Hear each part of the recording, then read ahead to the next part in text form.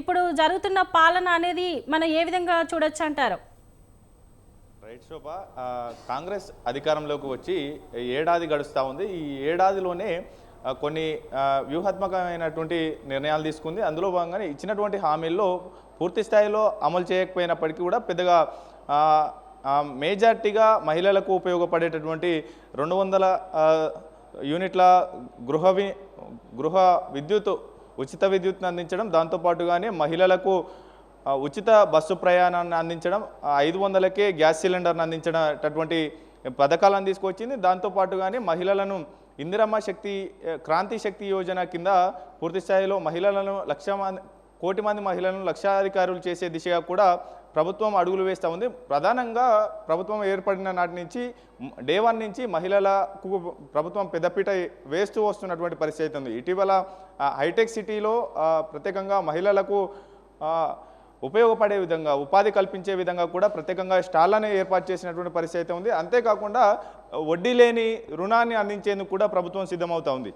మరోవైపు రైతులకు ఇచ్చినటువంటి హామీ ప్రకారం ఇప్పటికే 2 లక్షల వరకు ఉన్నటువంటి రుణమాఫీని కూడా ఇప్పటి వరకు పూర్తి స్థాయిలో రుణమాఫీ చేసినటువంటి పరిస్థితి ఉంది. అంతేకాకుండా 2 లక్షల పైబడినటువంటి రుణమాఫీ ఏదైతే ఉంటుందో దాన్ని వారి ఆ పై అమౌంట్ను రైతులు చెల్లిస్తే దాన్ని చెల్లించడానికి సిద్ధంగా ఉందని ప్రభుత్వం చెప్తా ఉంది. ఓవరాల్గా కాంగ్రెస్ పార్టీ ఇచ్చినటువంటి మేనిఫెస్టోలో దాదాపు 13 అంశాలతో 6 గ్యారంటీలు ఉండగా ఒక్కొక్కటిగా అమలు చేస్తూ ముందుకు వెళ్తూ ఉన్నాం. రాష్ట్ర ఆర్థిక పరిస్థితి అనుకూలంగా లేకపోవడంతోనే ఈ ఒక్కొక్కటిగా అమలు చేస్తున్నాం అనేటటువంటి కామెంట్స్ కాంగ్రెస్ పార్టీ వినిపిస్తూ ఉంది. దాంతోపాటుగానే పూర్తి స్థాయిలో ఏడాది పాలనకు తాము సంతృప్తిగా ఉన్నామని ప్రజలు కూడా పూర్తి స్థాయిలో ఇచ్చినటువంటి యువతకు, అటు మహిళలకు, రైతులకు, నిరుద్యోగులకు ఇచ్చినటువంటి హామీలకు సంబంధించి కొంత సంతృప్తికరంగా పాలన కొనసాగుతూ ఉంది. గత 10 ఏళ్లతో పోల్చుకుంటే మేము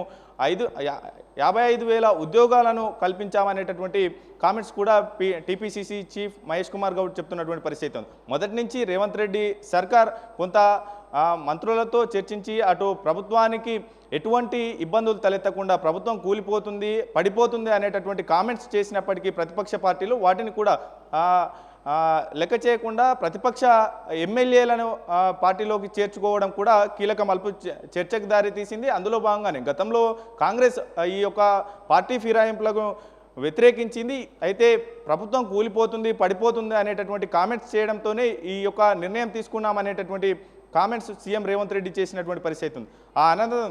తదనంతరం కూడా కాంగ్రెస్ పార్టీలో కావచ్చు, అటు ప్రభుత్వంలో కొంత సమన్వయ లోపం కనిపిస్తుంది అనేటటువంటి చర్చ సాగుతున్న నేపథ్యంలో మంత్రులందరితో సీఎం రేవంత్ రెడ్డి వరుసగా సమీక్ష సమావేశాలు నిర్వహిస్తూ శాఖల వారీగా ఈ యొక్క సమన్వయం చేసుకుంటూ కూడా ముందుకు వెళ్ళడం కొంత కలిసి వచ్చింది. అయితే ఎన్నికలకు బిఫోర్ కాంగ్రెస్ పార్టీలో కొంత లుకలుకలు కనిపించినప్పటికీ కూడా ప్రభుత్వ ఏర్పాటు తర్వాత ఏఐసిసి పెద్దల జోక్యంతో కొంత నేతల సమన్వయం కొంత ఒక తాటిపైకి వచ్చింది అనేది అయితే చెప్పుకోవాలి. దాంతో పాటుగానే పూర్తి స్థాయిలో కూడా పిసిసి చీఫ్ నియామకం తర్వాత కూడా కొంత పార్టీ జోడెద్దుల అటు పార్టీ ప్రభుత్వం 2 జోడెత్తుల బండిలా ముందుకు సాగుతున్నటువంటి పరిస్థితి కనిపిస్తూ ఉంది. ఓవరాల్గా రేవంత్ రెడ్డి ఈ ఒకవైపు పాలన సాగుతున్న క్రమంలోనే ఊహించని నిర్ణయాలు తీసుకోవడం, మూసి అటు హైడ్రా రెండింటిలో కూడా పెద్ద ఎత్తున ప్రతిపక్షాలకు అసనంగా మారినటువంటి పరిస్థితి ఉండింది.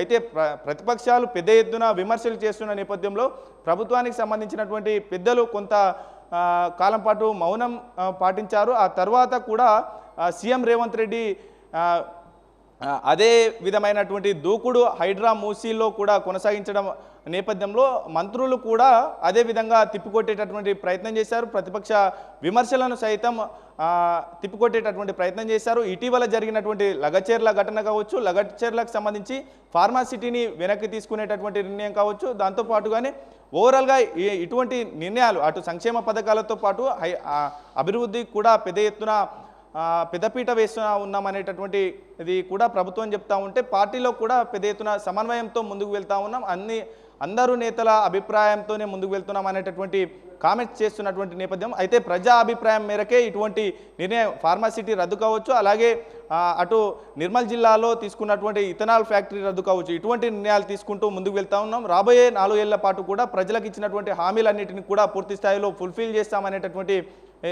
భరోసా కూడా ఇస్తున్నటువంటి పరిస్థితి అయితే కనిపిస్తూ ఉంది Shobha. Right, thank you Raju, thank you Saveen, thank you Srinivas.